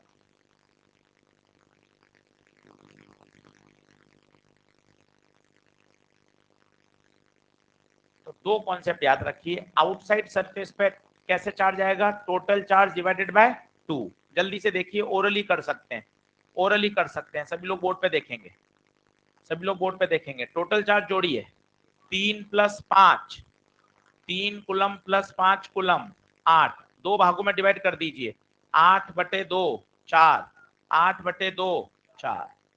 वापस देखिए फिर से मजे से, बहुत आसान सवाल, टोटल चार्ज को क्या कर दिया, 2 से डिवाइड कर दिया, कितना आ गया, 4 कूलम। अब देखना, 5 में से 4 आ गया, इस पे 5 था, 5 में से 4 आ गया, कितना बचा, 1 कूलम। आमने सामने इक्वल एंड अपोजिट, यहां 1 तो यहां -1। अब आप जोड़ के देख लीजिए, 4 और 1 5, 4 और -1 3, मामला बिल्कुल सेट है। इसको गॉस थ्योरम में और बेहतर डिराइव किया जा सकता है। अभी दो कॉन्सेप्ट याद कर सकते हैं, इंडक्शन में फेसिंग सरफेस पर हमेशा चार्जेस कैसे आएंगे, आमने सामने, इक्वल एंड अपोजिट हमेशा। बाहर बाहर कैसा चार्ज आएगा, टोटल चार्ज डिवाइडेड बाय 2। और वहां नोट डाल लीजिएगा, गॉस थ्योरम में इसको डिराइव करेंगे, वहां डिराइव करके और अच्छे से समझेंगे कि इसको कैसे डिराइव किया जाता है, चार्जेस कैसे डिस्ट्रीब्यूट होता है।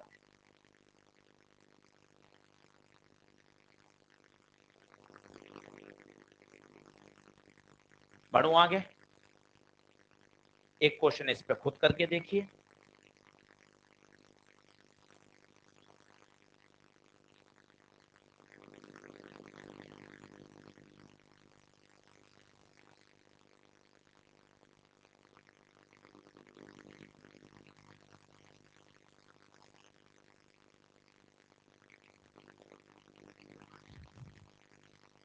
जल्दी आए। जैसे अगर आपको कहा जाए एक पे चार्ज 2q है, एक पे चार्ज -q है, अब रीडिस्ट्रीब्यूट करिए।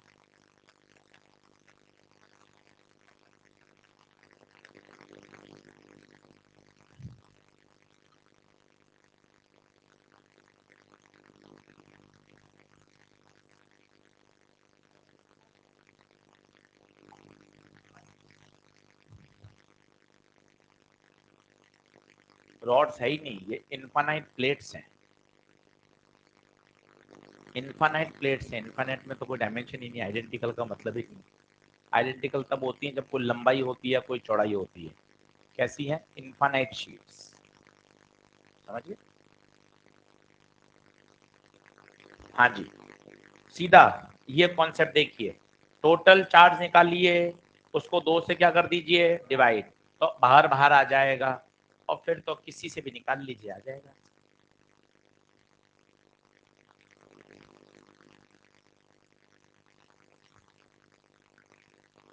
बनी क्या बात?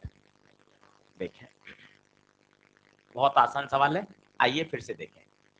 आउटर सरफेस पर चार्ज कैसे निकाला जाए, सब सीखिए, अभी बहुत आसान चैप्टर है। इलेक्ट्रोडायनेमिक्स के 18 सवाल सही करने, और कल अपन ने देख लिया था, कुछ ऐसा कोई तूफान नहीं आता, बहुत अच्छे से सॉल्व होगा। Outer surface, total charge divided by 2, total charge बोल 2q -q bye 2, q bye, बोलो हाँ है क्या? अब बाहर बाहर q बाय 2, नई फोटो बना दो, यहाँ q बाय 2, यहाँ q बाय 2। अब थोड़ा दिमाग लगाओ, 2q में से q बाय 2 आ गया, 2 में से आधा आ गया, तो यहां बचा 3/2। 2 में से आधा आ गया, 3, आमने सामने इक्वलेंट, यहाँ आएगा -3q/2, खत्म। अब आप कहीं भी ऐड करके देख लें, इन दोनों को जोड़ोगे तो 2q आएगा, इन दोनों को जोड़ोगे तो माइनस। सबसे बढ़िया तरीका है, पहले आउटसाइड आउटसाइड बांटिए, फिर आमने सामने सोच लीजिए, अपने आप पता चल जाएगा। इसे बोलते हैं चार्जेस को मेटेलिक प्लेट पर डिस्ट्रीब्यूट करना। लाइन खींच दीजिए, खत्म कर दीजिए, ये आपका चार्ज वाला जो हिस्सा था वो पूरा हो गया। पन्ने पलट लें, इसमें 2-3 कॉन्सेप्ट हैं। एक Q बराबर NE पे सवाल आता है, वो हमने देख लिया। एक चार्जिंग बाय कंडक्शन पे नीट का क्वेश्चन आता है, स्फीयर को जोड़ना, चार्जेस को रीडिस्ट्रीब्यूट करना, और एक ये प्लेट पर बांटना, ये प्रोफाइल बनती है। हाँ जी, ये प्लस है ना, ये प्लस है, +2q में से -q गया तो +q बचा, ये प्लस हो गया। ये कैसे डिसाइड किया? ये इस पे टोटल कितना था, 2q, 2q में से एक तरफ कितना आ गया, q/2, तो दूसरी तरफ 2q -q/2, 2 LCM, 2 दूना 4, 4 में से एक, 4, 4 में से 3।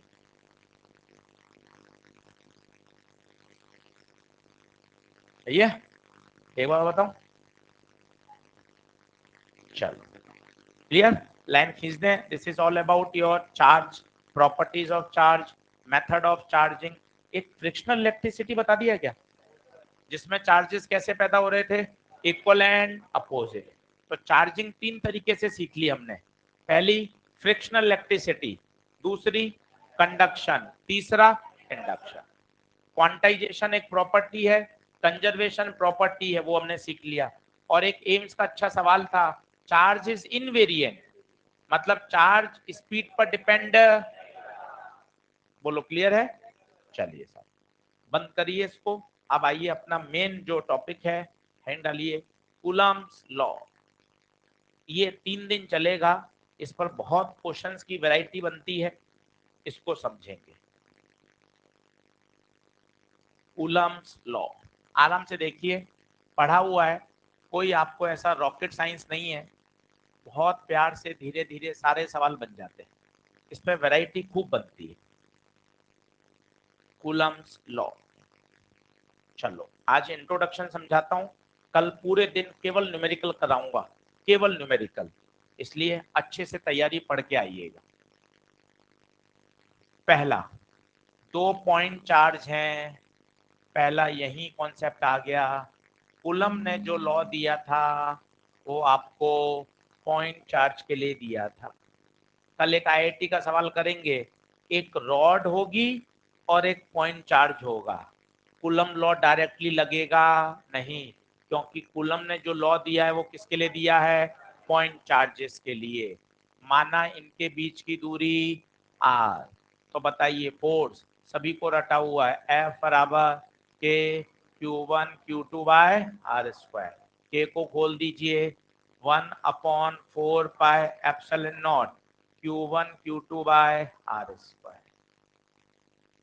एप्सिलॉन नॉट का नाम कोशिश करिए बोलने की, absolute permittivity of free space. अब यहाँ छोटे सवाल बनते हैं, एप्सिलॉन नॉट की यूनिट, एप्सिलॉन नॉट की डायमेंशन, छोटी छोटी बातें समझिए। अभी चार्जेस को वैक्यूम में रखा गया है, हर बात को समझें। अभी हम इनको पानी में डुबो देंगे तब कुछ अलग हो जाएगा। तो कूलम्बिक फोर्स F बराबर 1/4 pi epsilon naught Q1 Q2 by r square, point charge के लिए एप्लीकेबल है। और छोटे point, coulomb force is a conservative force. Sir इससे क्या फायदा मिलेगा, जब थोड़े से बड़े हो जाओगे तब आपको सिखाएंगे। अगर ये कंजर्वेटिव फोर्स है तो इसके द्वारा किया गया वर्क डन पाथ पे डिपेंड नहीं करेगा, कंजर्वेटिव फोर्स है। दुनिया में जो जो कंजर्वेटिव फोर्स होते हैं उनके लिए पोटेंशियल एनर्जी डिफाइंड होती है। आपने कितनी पोटेंशियल एनर्जी पढ़ी, थोड़ा विचार करिए। एक पढ़ी mgh, उसके पीछे रेस्पॉन्सिबल था gravitational force, potential energy defined हो गई। एक पढ़ेंगे कुलम वाली पोटेंशियल एनर्जी, कुलम्बिक फोर्स है। एक पढ़िए आपने हाफ के एक्स स्क्वायर स्प्रिंग की, उसके पीछे जो स्प्रिंग फोर्स है वो भी कंजर्वेटिव है। तो एक बहुत छोटा सा पॉइंट है, पोटेंशियल एनर्जी शब्द का इस्तेमाल ही कंजर्वेटिव फोर्स में किया जाता है। आज तक किसी मास्टर ने फ्रिक्शन फोर्स की पोटेंशियल एनर्जी नहीं पढ़ाई, क्योंकि फ्रिक्शनल फोर्स कंजर्वेटिव फोर्स नहीं है। छोटा पॉइंट है, Coulombic force is a conservative force. चलिए अब छोटा प्रश्न, एप्सिलॉन नॉट की यूनिट और डायमेंशन, आइए जल्दी से देखें, खुद निकालने की कोशिश करें। F बराबर 1/4 pi epsilon naught Q1 Q2 by r square. Force की बताइए, न्यूटन, 1/4 की नहीं होगी, पाई की नहीं होगी। चार्ज की बताइए, कूलम, दूसरे चार्ज की भी कूलम, तो coulomb into coulomb, coulomb square. दूरी की मीटर, मीटर का स्क्वायर, इसको वहां भेज दीजिए, तो ये आ गया coulomb square upon newton metre. इसकी वैल्यू स्टैंडर्ड होती है 8.85 इंटू 10⁻⁻12। ये एप्सिलॉन नॉट की वैल्यू और ये यूनिट, डायमेंशन निकाल लिए।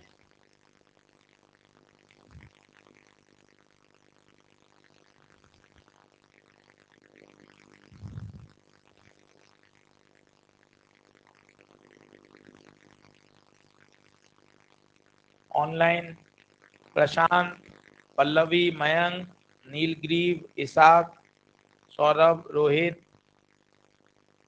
प्रीतम, साहिल, आलोक, मयंक, नितेश, युवराज, नयन, आदित्य, शिप्रा, सभी को गुड मॉर्निंग। इलेक्ट्रो चल रहा है भाई। हाँ ठीक है, आप डायमेंशन निकाल सकते हैं। अब डायमेंशन के लिए कुछ याद करनी पड़ेंगी आपको, करिए, बड़े बच्चे बनिए। फोर्स की m1 l1 t-2, ये रटी होनी चाहिए। अब है हूं हाँ नहीं चाहिए, इससे ऊपर आइए, इतने समय हो गया है, सीधा याद होना चाहिए। Force m1 l1 t-2, charge की q बराबर it, करंट की a1, टाइम की t1, तो q की a1 t1, चार्ज की, डिस्टेंस की मीटर बोले तो l। अब ये तीनों याद होंगी तो काम हो जाएगा। देखो कैसे, तो F बराबर 1/4 Q1 Q2 bye R square. Force की बताइए M1 L1 T-2, 1/4 काट दो। चार्ज की बताइए A1 T1, दूसरा चार्ज भी यही होगा, स्क्वायर, डिस्टेंस की L, इसको यहाँ भेज दीजिए A2 T2, M1 L1 T-2 L2, तो M1 ऊपर जाएगा M-1, L2 और L1 L-3, T2 और T2 T4, T4, और ये A+2। अच्छे से सही साफ सुथरी लिख लीजिए, एप्सिलॉन नॉट की यूनिट, एप्सिलॉन नॉट की डायमेंशन।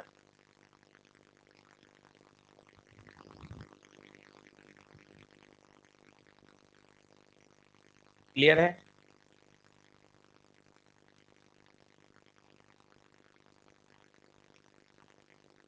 अब ये तो दोनों चार्जेस रखे गए थे वैक्यूम में। अब हम अगला स्टेप क्या करेंगे, इन चार्जेस को किसी मीडियम में डुबो देंगे, पानी में डुबो देंगे, किसी मीडियम में डुबो देंगे। अब मीडियम में डुबोने पर इन चार्जेस पर क्या प्रभाव पड़ता है उसको देखने का प्रयास करेंगे। इसको मिटा दूं क्या? चलो, हाँ जल्दी लिख सर। क्या ऐसा लिख, मैं धीरे बोल लिख रहा हूँ सर। सर फटाफट आओ।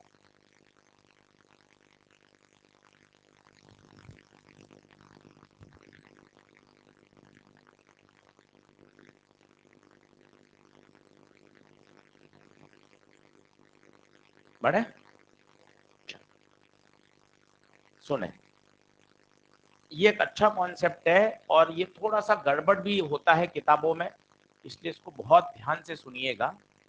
ये Q1 Q2 है साहब, और मैंने इनको एक मीडियम में डुबो दिया। पहला ही जबरदस्त कॉन्सेप्ट है, ये मीडियम कहां तक एक्सटेंड होना चाहिए, अप टू इन्फानाइट, तभी ये कॉन्सेप्ट लगेगा। ये मीडियम में डुबो। अब सवाल सुनना मजा आएगा। मैं प्रश्न आपसे पूछ रहा हूं, force on Q2, force on, force on, क्या हो रहा है, Q2 ड्यू टू Q1,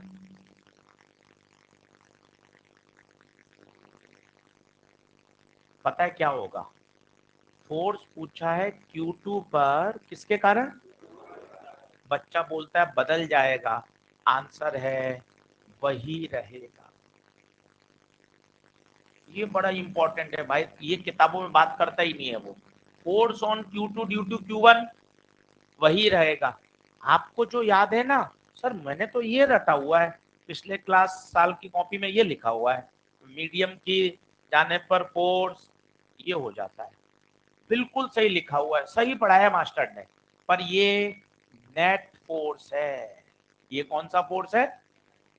मैंने क्या पूछा है? Force on Q2 due to Q1। तो अभी भी उतना ही फोर्स लगा रहा था, पर हुआ क्या, कहानी समझिए, कहानी में ट्विस्ट है। ये प्लस थे, इस चार्ज ने क्या किया, आसपास के जो मटेरियल है, जो मीडियम है, उनके एटम्स को क्या कर दिया, पोलराइज कर दिया। क्या कर दिया? पोलराइज। सोचो प्लस है तो यहाँ डाइपोल बन गए, माइनस इसकी तरफ क्यों बन रहा है, समझ में आ रहा है क्यों बन रहा है बताइए? क्योंकि अट्रैक्शन हो रहा है, ये डाइपोल्स बना दिए। अब जरा महसूस करिए, इस Q2 पे कौन कौन लगा रहा है, कौन कौन? Q2 पे लगा रहा है Q1 plus force on Q2 due to polarisation. अगला स्टेप लिखूंगा, वो बड़ा दमदार है, अगर आप समझ पाओ। Force on 2 due to 1 is basically, क्या लिख दिया, एक तो इसमें डस्टर नहीं होता, रबड़ होती है, दिक्कत ये। चलो, तो मैं लिख रहा हूं, net force on Q2 is resultant force on 2 due to 1 plus force on 2 due to polarisation. क्या ये स्टेप समझ में आ रहा है क्या भाइयों? थोड़ा सा कठिन है मैं मानता हूं, पर आप समझने का प्रयास करें, आपको मजा आएगा। ये रटा हुआ है, इससे 99% सवाल सॉल्व होंगे, बिल्कुल सही है। वैक्यूम में जाने, वैक्यूम से मीडियम में आने पर फोर्स एप्सिलॉन आर से क्या हो जाता है, कम। बिल्कुल 100% सही, एनसीईआरटी में यही दिया हुआ है। नीट में तो कभी नहीं आया, जेई मेन में क्वेश्चन आया हुआ है, Q2 पे Q1 के कारण बताइए, वही रहेगा। क्या बदला है पता है, क्या बदला? नेट फोर्स क्यों बदल गया, इस कहानी को देखें आराम से।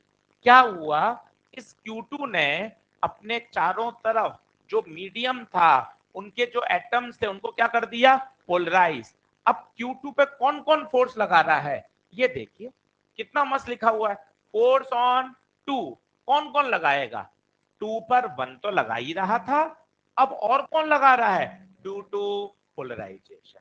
और इसको जब सॉल्व किया गया तो नेट फोर्स आया, जो आपको रटा हुआ है, 1/4 पाई एप्सिलॉन नॉट, नहीं epsilon Q1 Q2 by r square. और इस एप्सिलॉन को कैसे हटाते हैं, epsilon by epsilon naught, epsilon are.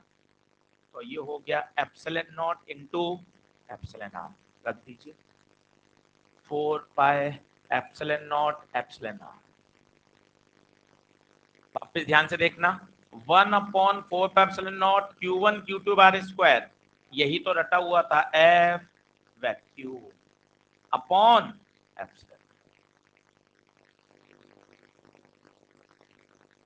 2-3 बार और समझाता हूं, बात बिल्कुल कठिन है, समझने की जरूरत है। फिर इन तीनों के भी नाम लिखाता हूं, ये तीनों कौन है, थोड़ा कोशिश करिए। एप्सिलॉन नॉट तो डिफाइंड होता है वैक्यूम में, बहुत मस्ती से बोलिए, एप्सिलॉन नॉट वैक्यूम। कोई मीडियम आएगा तो एप्सिलॉन, और इन दोनों के रेशियो को क्या बोल देते हैं, एप्सिलॉन आर।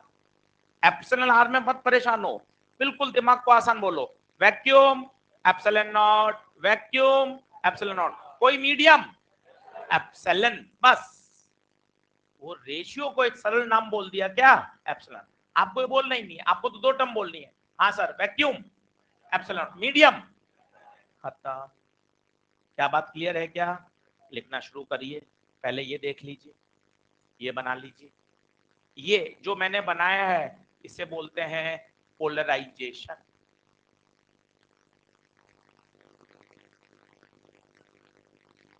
बिल्कुल बिल्कुल लगाएगा ना, बिल्कुल लगाएगा ना। इसके पास जो डाइपोल बनेंगे वो भी तो लगाएंगे। तो देख मैंने क्या लिखा है, 2 पर 1 लगा रहा है, प्लस जितने भी पोलराइजेशन हुआ है उसके कारण 2 पर, बिल्कुल लगाएगा ना। Q1 के पास भी डाइपोल बनेंगे, वो भी इस पे लगाए, 200% लगाए। दोनों बातों को बहुत ध्यान से समझिए। अगर वो नेट फोर्स पूछता है, 99% नेट फोर्स पूछता है, बिल्कुल सही। पर अगर उसने ये पूछ लिया 2 पर 1 के कारण बताइए, पर बच्चे ये बहुत बढ़िया बात है, 2 पर 1 के कारण तो अभी भी उतना ही लग रहा है। क्या बदल गया? क्या बदल गया? Net force. Net force. पिताजी आपको पॉकेट मनी दे रहे हैं हर महीने, बिल्कुल देते हैं, फिक्स है, इतने सालों से दे रहे हैं लगातार। पर घर में कोई फेस्टिवल है या कोई त्योहार है या कुछ है, तो बुआ भी आई हुई है, मामा मामी भी आए हुए हैं, तो उस महीने आपके पास नेट पैसा ज्यादा आ रहा है। पिताजी का तो आ ही रहा है, उतना ही उतना फ्लो आ रहा है, पर मामा, बुआ, बड़ी बहन, बड़ा भाई, उन्होंने और पैसे दे दिए, तो नेट पैसा बढ़ गया। पर आपसे पूछा गया पिताजी के द्वारा दिया गया पैसा बताइए, आप कहोगे ये तो पहले भी जितना था अभी भी उतना ही है। तो इस सेंटेंस को पकड़िए, force on Q2 due to Q1, ये तो अभी भी वही रहेगा। तो सर आशीष सर क्या बदल गया? क्या बदल गया? Net force. और सर ये टर्म बड़ी परेशान करती है, एप्सिलॉन आर। अरे परेशान क्यों होते हो? सीधा बोलो ना, अगर वैक्यूम होगा एप्सिलॉन नॉट, वैक्यूम होगा तो एप्सिलॉन नॉट, मीडियम होगा और दोनों का जो रेशियो है एप्सिलॉन। सीधा सीधा करो नेक्स्ट। यहां से नहीं होगा, नेक्स्ट करो। लिख लिया? ये लिख लिया? ये लिखो। ये वाला थोड़ा सा कठिन है, तो इसको थोड़ा गौर करो। 2 पर नेट फोर्स, या 2 पे कौन कौन लगा रहा है? सर एक तो 1 लगा रहा है, देख 1 लगाया, प्लस सभी पोलराइजेशन। और देख मैंने सिंपल नहीं जोड़ा, कैसा जोड़ा है? Vector sum. वेक्टर सम है, वेक्टर सम है, ये भी ध्यान रखिए।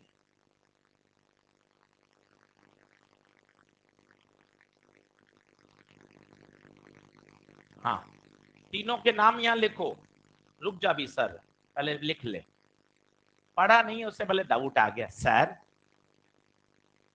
Epsilon not, absolute permittivity of free space, vacuum बोलो या फ्री स्पेस। एप्सिलॉन का नाम बोलो, एब्सोल्यूट परमिटिविटी ऑफ मीडियम, और दोनों का रेशियो एप्सिलॉन आर, जिसको कैपेसिटर में जाके क्या बोलेंगे? के, डाइलेक्ट्रिक कांस्टेंट।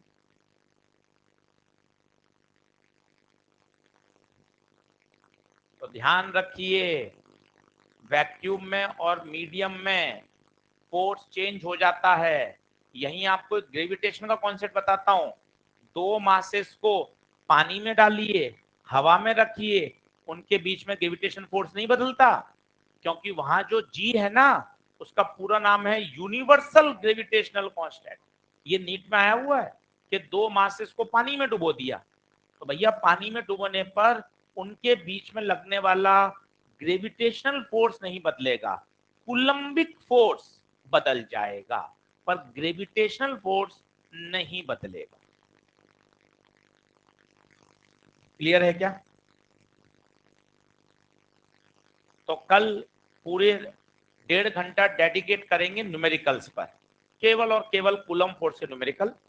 2 लेक्चर अभी और पढ़ाऊंगा, उसके बाद होमवर्क दूंगा, और उसके बाद ही ईएलपी डिस्ट्रीब्यूट कराऊंगा, अभी नहीं करवा रहा। थोड़े 2 दिन और थोड़ा सा सिंक्रोनाइज हो जाए, चीजों को थोड़ा और समझने लग जाए, 4 दिन हो जाएंगे, फिर मैं आपको होमवर्क देना शुरू करूंगा। आप अपने मन से पन्ने पलटना शुरू कर सकते हैं, कुछ कुछ सवाल आपके बनने चालू हो जाएंगे, और जब मैं होमवर्क दूंगा उसके बाद तो आपको पूरा अच्छे से अटेम्प्ट करना है। चलिए, मॉड्यूल किसका है? थैंक यू भाई। कर दो, एंड कर दो, लिखना है किसी को? हो गया? लिख लो जल्दी से जिनका नहीं हुआ। हाँ,